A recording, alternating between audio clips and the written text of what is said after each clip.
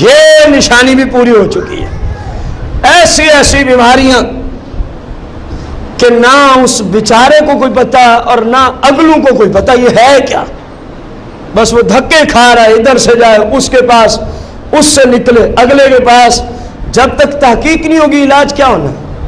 فرمایا نت نئی نئی بیماری، جبکہ یہ جو اس وقت موجودہ زمانے میں مختلف قسم کی بیماریاں پھیلی ہے، سرکار مدینہ علیہ السلام کے زمانے میں یہ نہیں تھی۔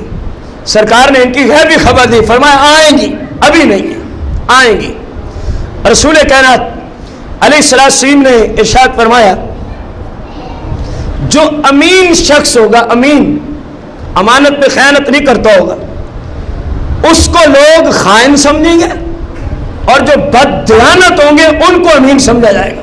یہ نشانی بھی بالکل مکمل طور پہ پوری ہو چکی ہے۔ رسول کریم صلی اللہ علیہ وسلم نے ارشاد فرمایا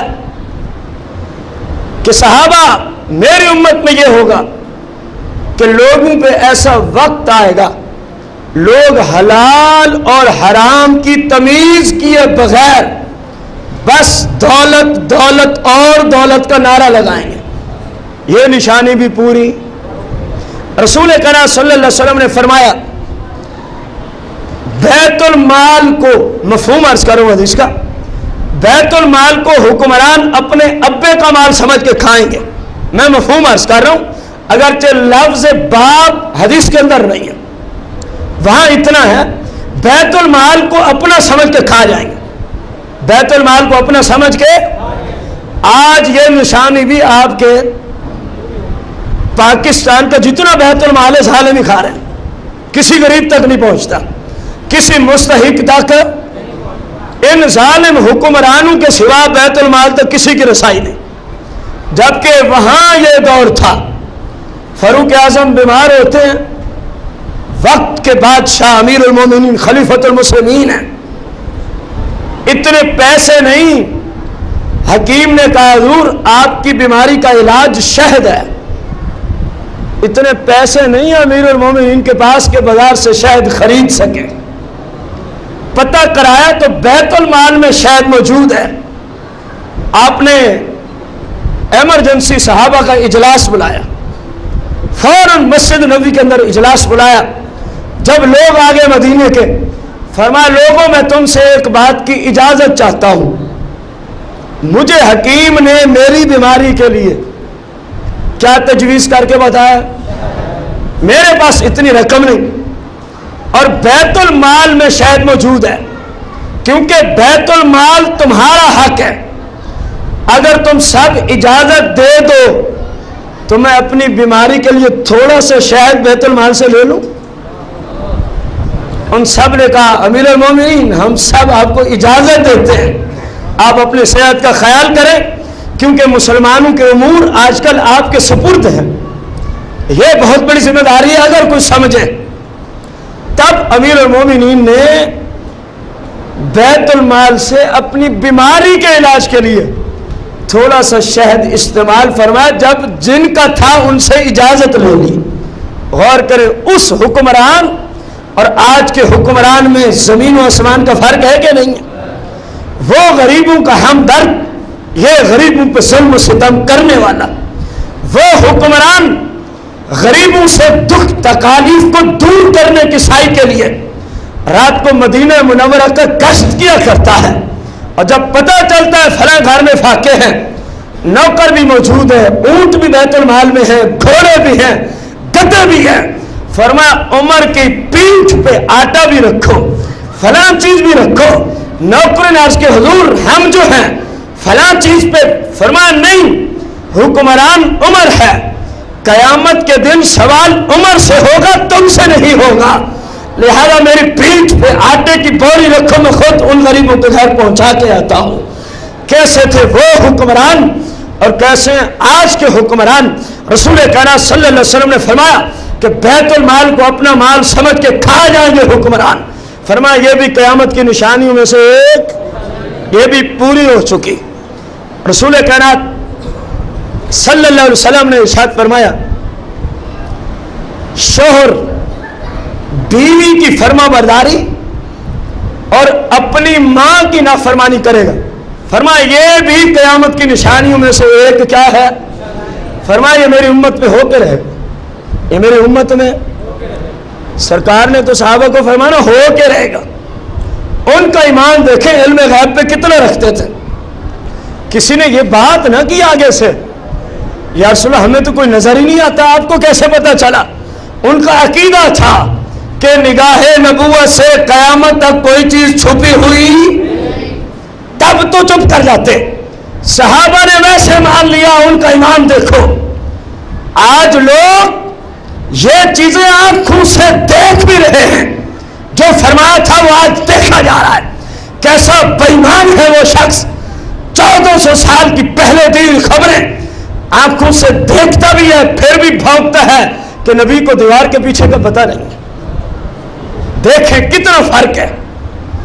اور قربان تو جائے بندہ ان مسلمانوں پہ جنہوں نے کہا بالکل ایسے ہی ہے، یا رسول اللہ ہمارا ایمان ہی یہی ہے کہ کائنات کا کوئی ذرا آپ سے چھپا ہوا، لیکن اللہ کی عطا سے، اللہ کی یہ رب نے آپ کو شان عطا فرمائی۔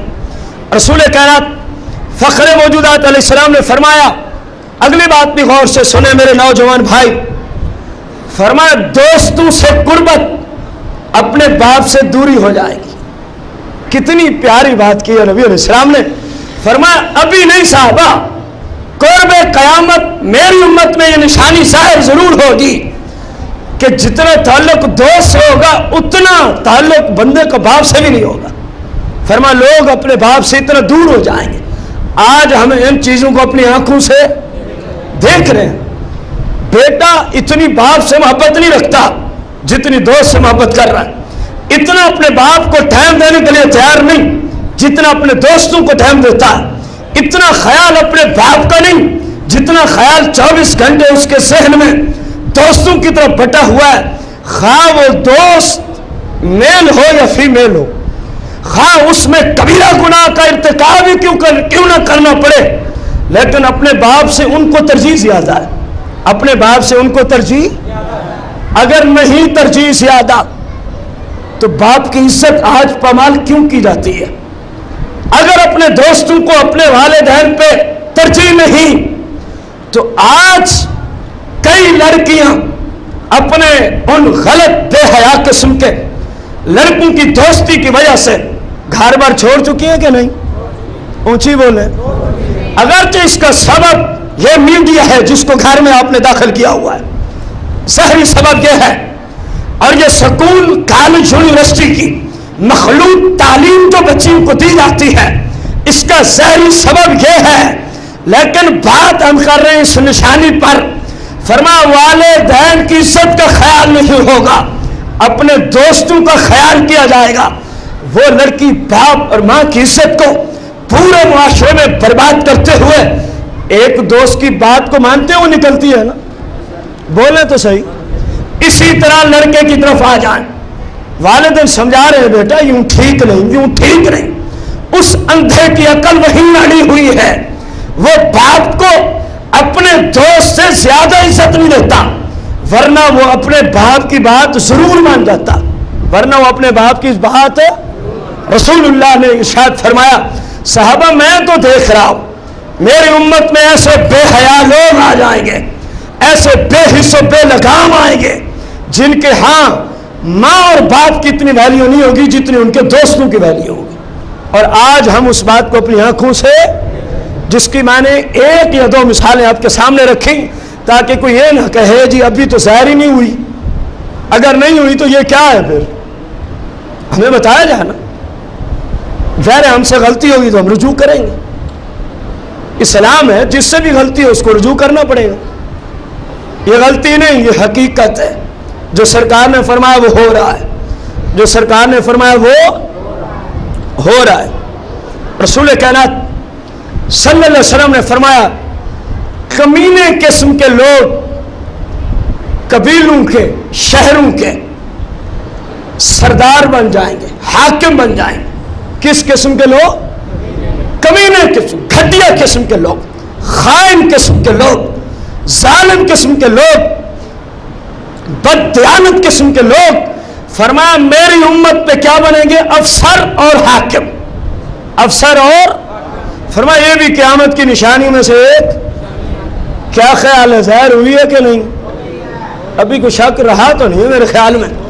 جو سرکار نے 1400 سال، 1450 سال تقریباً پہلے فرمایا تھا، آج وہ ہو رہا ہے۔ آج خائن افسر ہیں، خائن قسم کے حکمران اور وزراء ہیں، اور کمینے قسم کے لوگ ہیں۔ جو کسی کی عزت کو چھوڑتا ہے وہ شریف نہیں ہو سکتا، جو شراب پیتا ہے وہ کمینہ ہوتا ہے، جو بے ایمان کفار کی باتوں میں آ کر اسلام کے پرچم کو بلند نہیں کرتا وہ کمینہ اور گھٹیا ہوتا ہے، وہ صحیح حکمران ہوتا ہے۔ آج ہمارے فلسطین کے مسلمان بہن بھائیوں پہ جو ظلم اسرائیل اور امریکہ کر رہے ہیں، کسی مسلم حکمران سے چھپا ہوا؟ کتنے مسلم حکمرانوں نے آواز بلند کی ہے؟ کیونکہ یہ کمینے قسم کے لوگ ہیں، گھٹیا قسم کے لوگ ہیں، خائن قسم کے لوگ ہیں۔ ان کے ہاں امریکہ کی ویلیو زیادہ ہے، ماشاء اللہ ان کے ہاں قرآن و سنت کے اصول نیچے ہیں، کیونکہ ان بےایمانوں کو نظر آ رہا ہے اگر ہم آواز بلند کرتے ہیں تو جو امریکہ سے ہمیں کتا سمجھ کے ٹکڑے ڈالے جاتے ہیں وہ ٹکڑے ہمیں نہیں ڈالے جائیں گے، اس لیے یہ بے ایمان آواز بلند نہیں کرتے۔ ورنہ اس وقت جو ظلم و ستم کیا جا رہا ہے مسلمان اور اسلام کے خلاف، پوری امت مسلمہ کے حکمرانوں پر فرض عین ہے کہ یہ ہر طرف سے اعلان جہاد کر دیں، کفار کے خلاف کیا کر دیں؟ وہ انبیاء کے مزارات تک شہید کیے جا رہے ہیں، سب امریکہ خونٹا کی، یہ سب اس بے ایمان کی سازش ہے۔ بدنام اسلام کو کرتا ہے، خونٹے اپنے بیچ میں داخل کیے ہوئے ہیں، بدنام مسلم کو کرتا ہے، بندے اس بے ایمان میں یہودی داخل کیے ہوئے ہیں۔ بھلا کوئی مسلمان بھی نبی کی مزار کو شہید کر سکتا ہے؟ اونچی بولیں، کوئی مسلم نبی کے مزار کو شہید کر سکتا ہے؟ یہ یہودیوں کا کام ہے، یہ عیسائیوں کا کام ہے، لیکن ان کو استعمال کر کے بدنام کن کو کیا جا رہا ہے؟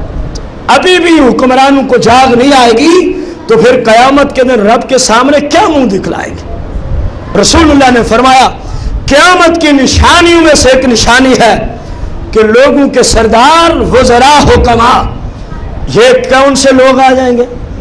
کمینے، بددیانت، بے حیا اور خائن قسم کے لوگ آ جائیں گے۔ رسول کائنات فخر موجودات علیہ الصلوۃ والسلام کی بہت ساری احادیث مبارکہ علامات صغرا کے متعلقہ باقی ہیں، انشاءاللہ ان کو ہم اگلے جمعۃ المبارک قسط نمبر 2 کے اندر عرض کریں گے۔ آج کے دن میں جو ہم نے سنا سب سے اہم پوائنٹ جس کی ہمیں ضرورت ہے، سرکار نے فرمایا ایسا دور امت پہ آئے گا کہ بندہ یا تو گناہ کرے گا یا پھر لوگوں کی کیا سنے گا؟ باتیں تانے دیں گے اگر وہ گناہ نہیں کرے گا۔